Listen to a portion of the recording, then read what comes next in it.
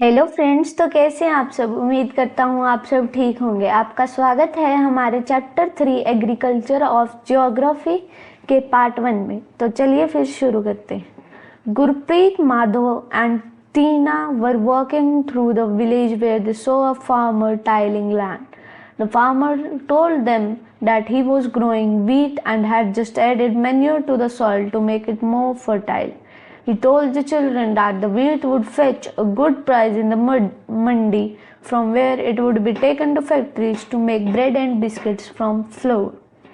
अब गुरप्रीत, माधव और टीना ये सब जा रहे थे, एक फार्मर को देखते देखते अपने विलेज जा रहे थे, जहाँ पे वो देखते हैं कि एक जो किसान था वो अपने लैंड के अंदर खुदाई कर रहा था।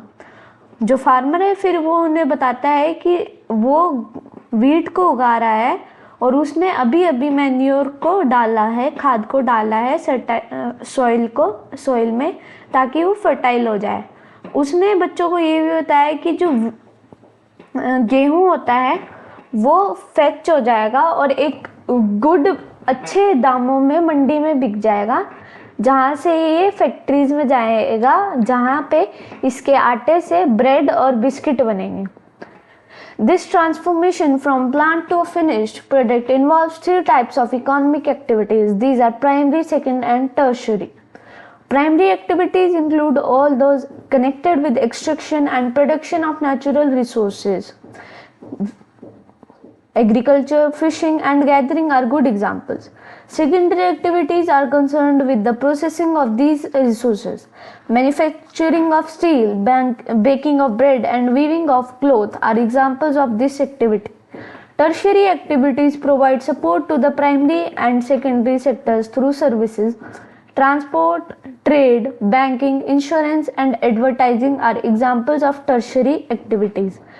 अब ये जो ट्रांसफॉर्मेशन है एक प्लांट से उसके फिनिश्ड प्रोडक्ट तक जाने का, ये 3 टाइप की इकोनॉमिक एक्टिविटीज को इन्वॉल्व करता है। पहली है प्राइमरी, सेकंड सेकेंडरी और थर्ड है टर्शरी।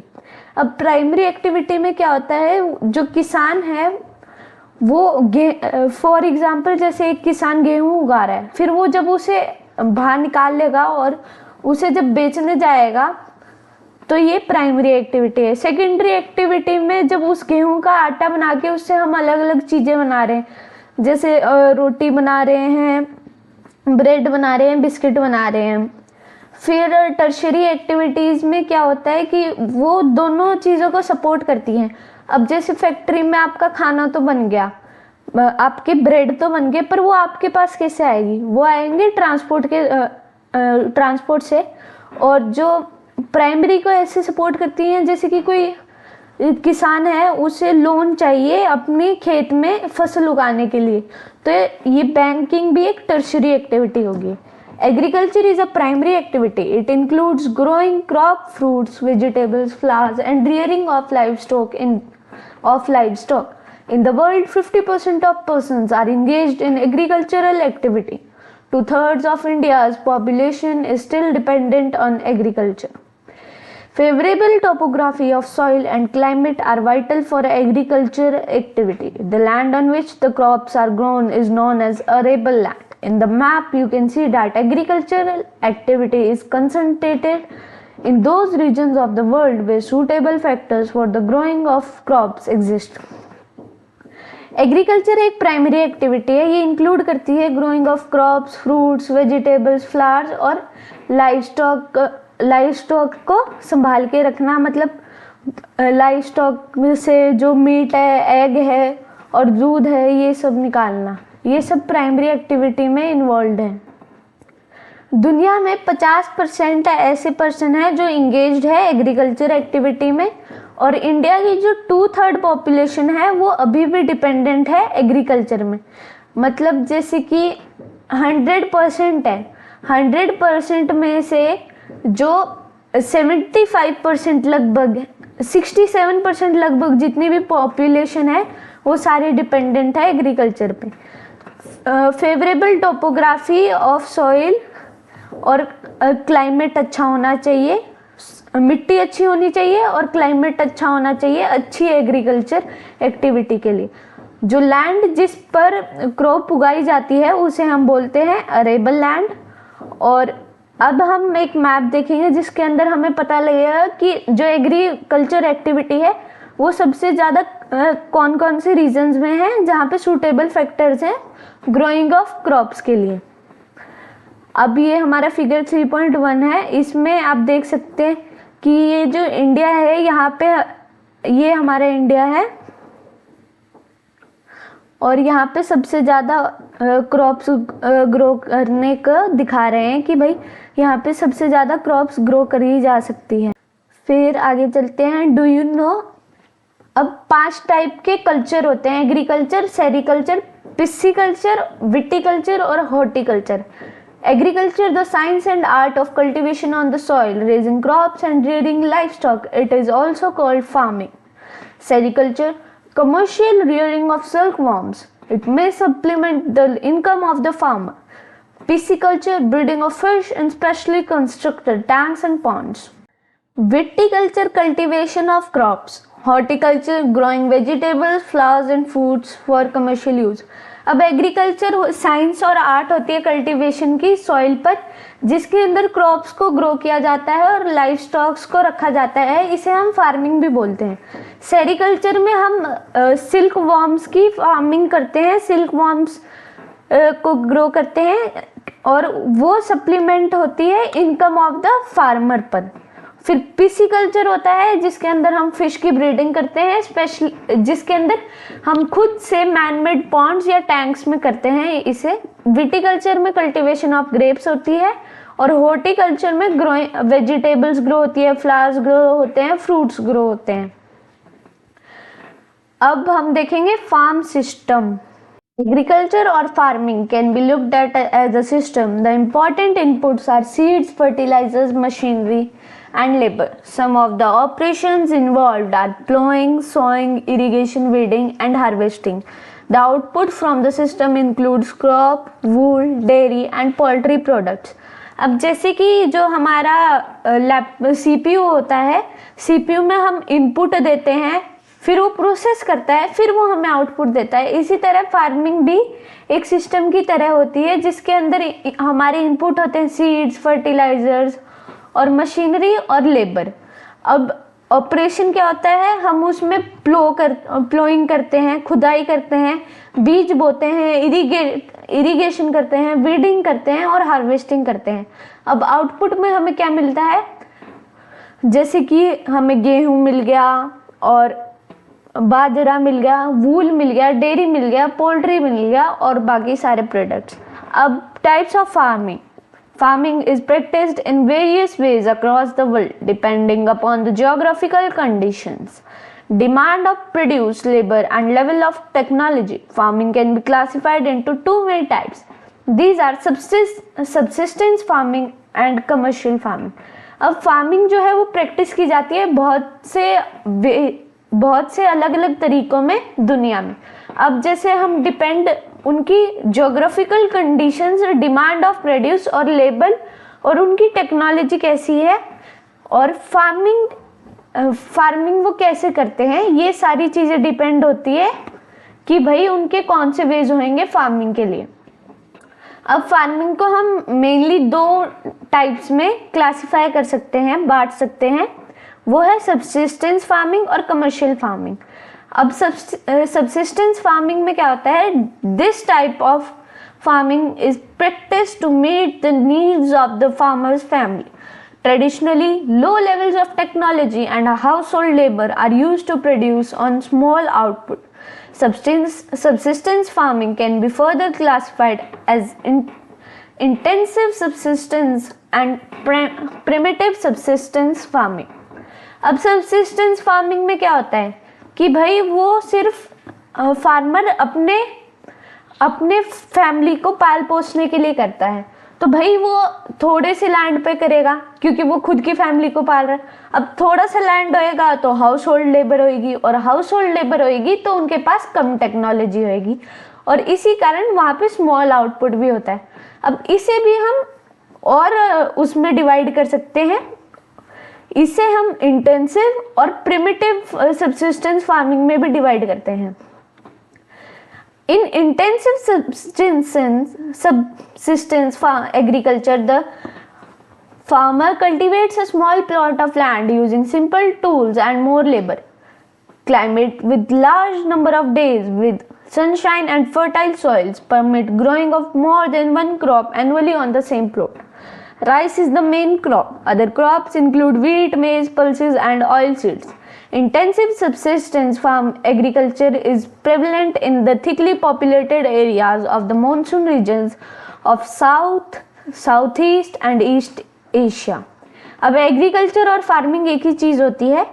जो इंटेंसिव सब्सिस्टेंस फार्मिंग होती है उसमें जो फार्मर है वो एक स्मॉल लैंड कल्टीवेट करता है सिंपल टूल्स को यूज़ करके, पर वो ज़्यादा लेबर करता है, मतलब बहुत इंटेंसिव हो जाता है लैंड पे कि वो क्रॉप पे क्रॉप और बहुत सारी क्रॉप एक साथ में उगाता है ताकि उसे थोड़े पैसे भी मिल सके. और जो वो करती है कि एक क्रॉप को एनुअली से ज़्यादा ग्रो करना, बहुत ज़्यादा ग्रो करना. इसमें राइस है वो मेन क्रॉप होती है. बाकी क्रॉप्स जैसे कि व्हीट, मेज, पल्सेस और ऑयल सीड्स ये भी ग्रो की जाती हैं. जो इंटेंसिव सब्सिस्टेंस एग्रीकल्चर होता है वो थिकली पॉपुलेटेड एरियाज में होता है. अब देखो आपके पास लैंड कम है तो वहाँ की पॉपुलेशन ज़्यादा होएगी, और जो मॉनसून रीजन्स हैं साउथ, साउथ ईस्ट और ईस्ट एशिया में, ये वहाँ पे ज़्यादातर है. फिर एक interesting fact, organic farming is this type of farming. Organic manure and natural pesticides are used instead of chemicals. No genetic modification is done to increase the yield of the crop. अब जो organic farming है वो भी एक farming होती है. इसके अंदर हम क्या करते हैं, ऑर्गेनिक मैन्योर यूज़ करते हैं और नेचुरल पेस्टिसाइड्स का यूज़ करते हैं. इसमें हम किसी भी केमिकल्स का यूज़ नहीं करते हैं और कोई भी जेनेटिक मॉडिफिकेशन नहीं होती है. Primitive subsistence agriculture include shifting cultivation and nomadic herding. अब प्रिमिटिव सब्सिस्टेंस एग्रीकल्चर में क्या होता है, वो इंक्लूड करता है शिफ्टिंग कल्टीवेशन और नोमैडिक हर्डिंग. मतलब जो ऊँटों को चराना या फिर भैंसों को चराना या फिर गायों को चराना या फिर बकरियों को. अब shifting cultivation is practised in the thickly forested areas of Amazon basin, tropical Africa, parts of south east Asia and north east India. These are the areas of heavy rainfall and quick regeneration of vegetation. A plot of land is cleared by felling the trees and burning them. The ashes are then mixed with the soil and crops like maize, yam, potatoes and cassava are grown. After the soil loses its fertility, the land is abandoned and the cultivator moves to a new plot. Shifting cultivation is also known as slash and burn agriculture. Shifting cultivation practice की जाती है thickly forested areas में, मतलब जहाँ पे बहुत सारा forest है. ये अमेज़न बेसिन, ट्रॉपिकल अफ्रीका और parts of south east Asia और नॉर्थ ईस्ट इंडिया में की जाती है. ये एरियाज हैवी रेनफॉल और क्विक रीजनरेशन होते हैं वेजिटेशन के. यहाँ पर एक प्लॉट ऑफ लैंड को क्लियर किया जाता है ट्रीज को काटकर और उन्हें बर्न कर जो एशेज होती हैं फिर उन्हें मिक्स किया जाता है सॉइल के साथ, और क्रॉप्स जैसे कि मेज, यैम, पोटैटोज और कसावा उगाई जाती हैं. जो कसावा है वो कुछ इस प्रकार दिखता है. After the soil loses its fertility, the land is abundant and the cultivator moves to a new plot. जब उसकी फर्टिलिटी खत्म होगी तो लैंड को अबेंडेंट कर देते हैं और जो कल्टीवेटर है उसको वो दूसरे प्लॉट पे मूव कर जाता है. इसे हम स्लैश एंड बर्न एग्रीकल्चर भी कहते हैं. अब शिफ्टिंग कल्टीवेशन है उसे बहुत अलग अलग नामों से जाना जाता है अलग अलग जगहों पर. अब झूम कल्टीवेशन इसे नॉर्थ ईस्ट इंडिया में बोला जाता है, मिल्पा मैक्सिको में और सेंट्रल अमेरिका में, रोका ब्राज़ील में और लाडंग मलेशिया में. अब nomadic herding is practiced in the semi-arid and arid regions of Sahara, Central Asia and some parts of India like Rajasthan and Jammu and Kashmir. In this type of farming, herdsmen move from place to place with their animals for fodder and water along defined routes. This type of movement arises in responses to climatic constraints and terrain. Sheep, camel, yak, and goats are most commonly reared. They provide milk, meat, wool, hides, and other products to the herders and their families. ये जो nomadic herders होते हैं वो practice करते हैं semi arid और arid regions में, सहारा के, सेंट्रल एशिया के और कुछ कुछ पार्ट्स ऑफ इंडिया में, जैसे कि राजस्थान, जम्मू और कश्मीर। अरिड और सेमी अरिड का मतलब होता है शुष्क और अर्ध शुष्क। ये वह एरिया है जहाँ पर हैवी रेनफॉल हो, यह वह जगह पे होते हैं जैसे कि कुछ जहाँ पर थोड़ी सी लाइवलीहुड हो या फिर हल्की फुल्की बारिश भी होती हो। जैसे कि राजस्थान में हल्की हल्की बारिश होती है कई कई जगहों पर, वहाँ पे इसे प्रैक्टिस किया जाता है। और जम्मू कश्मीर में इसमें जो हर्ड्समैन होते हैं वो एक प्लेस से दूसरी जगह जाते हैं अपने एनिमल्स के साथ खाना पाने के लिए, और उनके पास एक डिफाइंड रूट्स होते हैं, उन्हें पता होता है इन रूट्स का। इस टाइप ऑफ मूवमेंट ये अराइज होती है रिस्पॉन्स में क्लाइमेटिक कंडीशंस को देखते हुए और टेरेन को देखते हुए। शीप, कैमल, याक और जो गोट्स हैं वो मोस्ट कॉमनली रियर्ड हैं। ये प्रोवाइड करते हैं मिल्क, मीट, वूल और हाइड्स और अदर प्रोडक्ट्स हर्डर्स को और उनकी फैमिलीज को। Commercial farming. In commercial farming, crops are grown and animals are reared for sale in market. The area cultivated and the amount of capital used in large. Most of the work is done by machines. Commercial farming includes commercial grain farming, mixed farming, and plantation agriculture. In commercial grain farming, crops are grown for commercial purposes. Wheat and maize are commonly commercial grown grains. Major areas where commercial grain farming is practiced are temperate grasslands of North America, Europe and Asia. These areas are sparsely populated with large farms spreading over hundreds of hectares. Severe winters restrict the growing season and only a single crop can be grown. In mixed farming, the land is used for growing food and fodder crops and rearing livestock. अब जो commercial farming होती है उसमें crops को grow किया जाता है और एनिमल्स को रियर किया जाता है मार्केट में बेचने के लिए। जो एरिया कल्टीवेटेड होता है और उसकी जो अमाउंट ऑफ कैपिटल है वो बहुत लार्ज अमाउंट में यूज़ की जाती है। ज़्यादातर काम मशीनों के द्वारा यूज़ किया जाता है। कमर्शियल फार्मिंग इंक्लूड करती है commercial grain farming, mixed farming और प्लांटेशन एग्रीकल्चर को।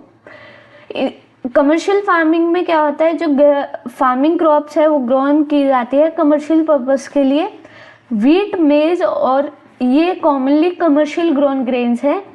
मेजर एरियाज जहाँ पर कमर्शियल ग्रेन फार्मिंग होती है वो है टेम्परेट ग्रासलैंड्स नॉर्थ अमेरिका के, यूरोप के और एशिया के।